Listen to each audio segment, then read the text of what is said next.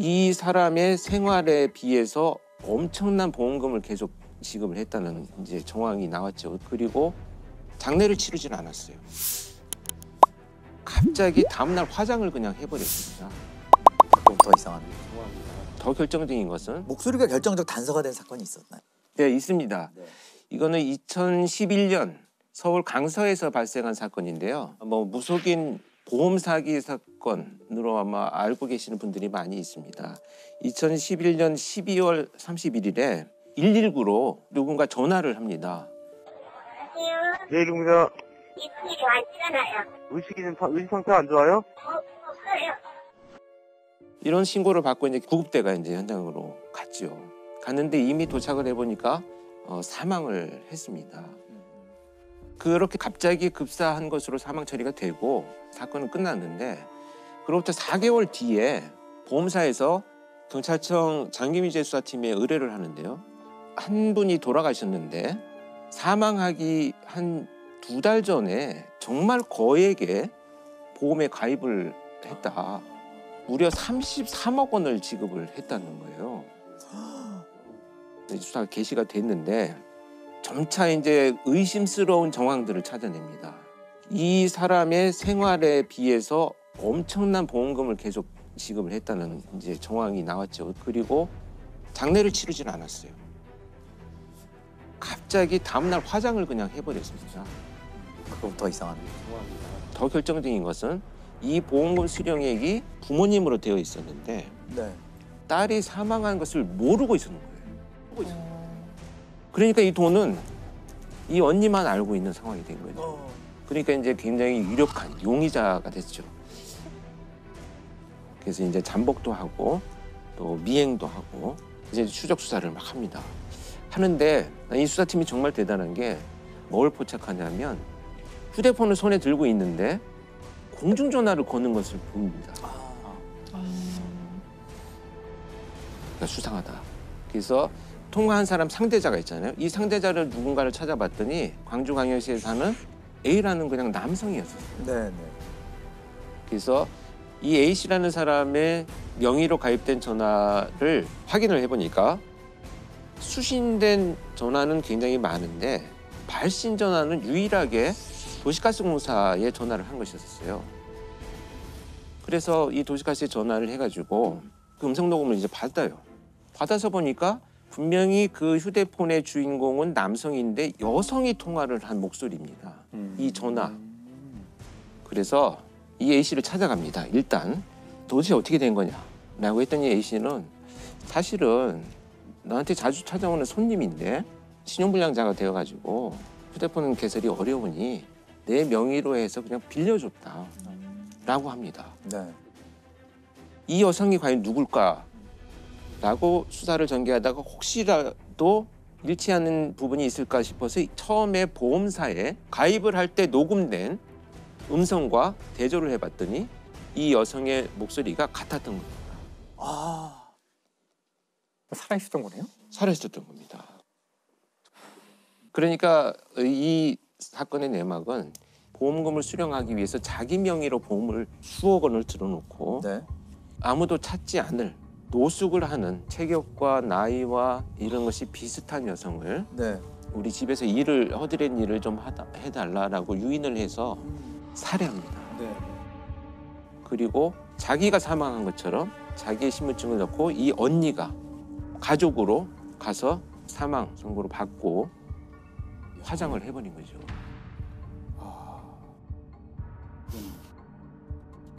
경찰이 이 아파트에서 붙잡은 여성은 지난해 12월 사망한 것으로 신고된 무속인 44살 안모 씨. 안 씨는 부동산에 투자했다가 큰 손해를 입자 보험 사기를 모의했습니다.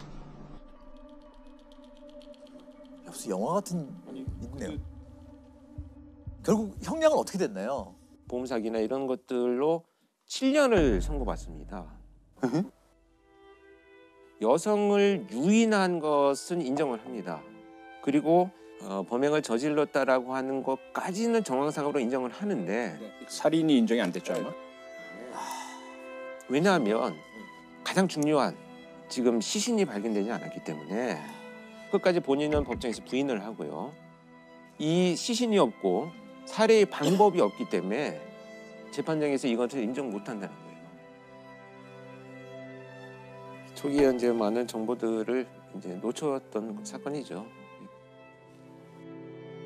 물론 결론만 말씀드리면 뭐 법정에서 지문만큼 또는 DNA만큼 증거 능력이 있다 이렇게 볼 수는 아직까지는 한계가 있지만 진범을 체포할 수 있는 단서가 되는 거죠. 사실 오늘날 가장 이제 중요하고 강력한 증거라고 한다면은 DNA라고 할 수 있어요. 근데 DNA 증거가 조작될 수 있을까요?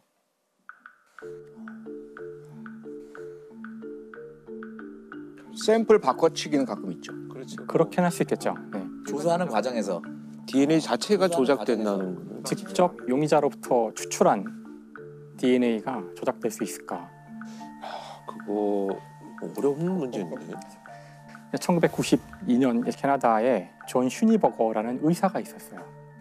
이 의사가 그 23살의 캔디스라는 그 여성을 치료하는 과정에서 미다졸람이라는 약을 보통 저희가 그 수면 4시간 같은 거 할 때 쓰는 일종의 수면제인데요. 기억 억제제. 그렇죠. 그거 투여하고 이제 시술을 했는데 그 나중에 그 캔디스가 분명 기억이 나진 않는데 뭔가 성폭행을 당한 것 같은 거예요. 뭔가 이게 그래서 이제 나중에 끝나고서 이제 그거를 신고를 하죠. 신고를 하고 이 의사가 지금 이제 분명히 그 범행을 저지른 것 같으니까 속옷에서 나온 정액과 혈액도 추출해서 바로 이제 DNA 검사를 해봤는데 일치하지 않은 거예요. 그러니까 아닌 거죠. 아닌 거예요. DNA가 일치하지 않으면 아닌 거죠. 근데 이 캔디스는 아무리 생각해봐도 이게 자기는 분명히 성폭행을 당한 것 같은 거예요. 그래서 계속 이제 고민을 하다가 1년 후에 다시 재검사를 요청을 해요.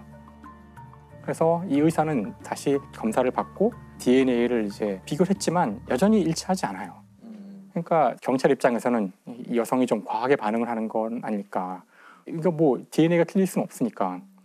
근데 이제 이 캔디스는 자신의 그 느낌에 확신을 갖고 이제 사설 탐정을 고용을 해서 이 슈니버거라는 의사의 차량에 침투를 해서 립밤을 가져와요. 그래서 립밤에서 자신이 직접 DNA를 추출해서 한번 검사를 해보자. 그래서 대조해봤더니 이제는 일치한 거예요. 이제는. 하지만 그 잘 아시겠지만 두 분은 이제 이런 식으로 나온 DNA는 그 실제로 증거 능력이 없죠. 증거 능력이 없어요. 이건 그 가서 이제 훔쳐온 거잖아요. 네. 그래서 이제 일단 이게 일치했기 때문에 다시 조사, 3차 조사죠. 3차 이제 검사를 하게 되는데 3차 검사 때에는 혈액의 양이 충분치도 않고 뭔가 좀 혈액이 좀 이렇게 상태가 좋지 않아서 그 판정할 수 없는 상황이었대요. 네. 그래서 그냥 그걸로 흐지부지 그냥 끝나버려요. 상황이. 그러니까 이제 이걸로 그냥 그 묻혀버릴 수 있는 사건이었는데 그 사건이 있은 지 한 5년 정도 지난 다음에 이 의사가 그 리사라는 여성이랑 이제 결혼을 하거든요. 네. 근데 그 리사는 사실 재혼을 한 거예요. 그래서 자신의 그 아이가 있는데 그 아이가 15살 여자아이인데 네. 남편이 수면제, 약 같은 거를 투여한 다음에 그 아이를 이제 성폭행을 한 거를 알게 돼요. 네. 그래서 이거 신고를 하게 되죠. 그러니까 이제 다시 DNA 조사가 이루어지고 역시 그 정액이랑 다 비교해야 되니까. 근데 전에 이런 사건들이 있었잖아요. 네. 그래서 이번에는 철저하게 이 사람의 각 부분에서 혈액도 채취를 하고 입안에 구강 상피세포랑 뭐 머리카락이랑 다 해봤더니 이 사건의 범인이 맞고 예전에 있었던 그 사건하고도 DNA가 일치한 거예요. 그럼 도대체 이게 무슨 어떻게 조작할 수 도대체 있죠? 처음에 1차, 2차 때 도대체 무슨 일이 있었길래 일치하지 않았던 것일까? 그랬더니 여기서 정말 그 상상을 이제 초월하는 그런 그 내막이 있었는데 이 슈니버거라는 이 의사는 그 자신이 DNA 검사를 받을 줄 알고서 펜로드 드레인이라는 의료 장비가 있어요. 이제 튜브거든요. 보통 수술이 끝난 다음에도 각종 오물이 나와서 이게 부풀 수가 있어요, 상처가. 네. 그런 거를 빼내기 위해서 관을 삽입해 놓으면은 오물이 빠져나오도록 하는 그런 관인데 펜로드 드레인을 한 15cm 정도를 자른 다음에 그 안에다가 다른 사람의 혈액을 넣은 거예요. 그리고 그 관을 자기 팔에 삽입을 하는 수술을 본인이 한 거죠. 그런 다음에 DNA 검사를 위해서 주사 바늘을 넣을 때 그 펜로드 드레인에다가만 딱 놔서 거기서 피를 뽑은 거죠. 이야. 그러니까 정말 그 우리의 상상을 초월하는. 초월하네요, 진짜. 그러니까 두 차례에 걸친 DNA 검사에서는 계속 일치하지 않은 걸로 나오고 세 번째 검사 때는 사실 이제 피가 다 부족하기 때문에 2번이나 뽑았기 때문에 그래서 충분치 않았고 시간이 많이 지나서 이게 좀 많이 손상되고 그랬던 거죠. 근데 그때는 충실하게 조사를 하지 않았기 때문에 넘어갔던 거예요. 그러니까 정말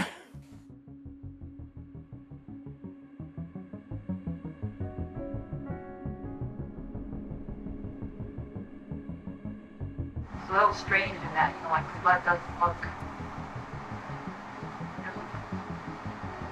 kind of fresh. I don't know.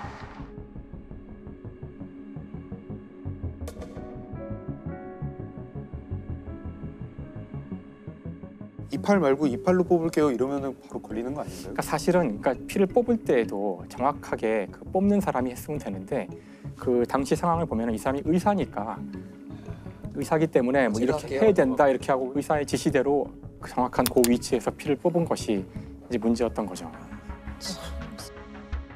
근데 결국 슈니버거는 이걸로 이제 6년형을 이제 선고받고 이제 징역형을 살게 되는데 전문 지식을 이용해서 교묘하게 살인을 저지르는. 그렇죠.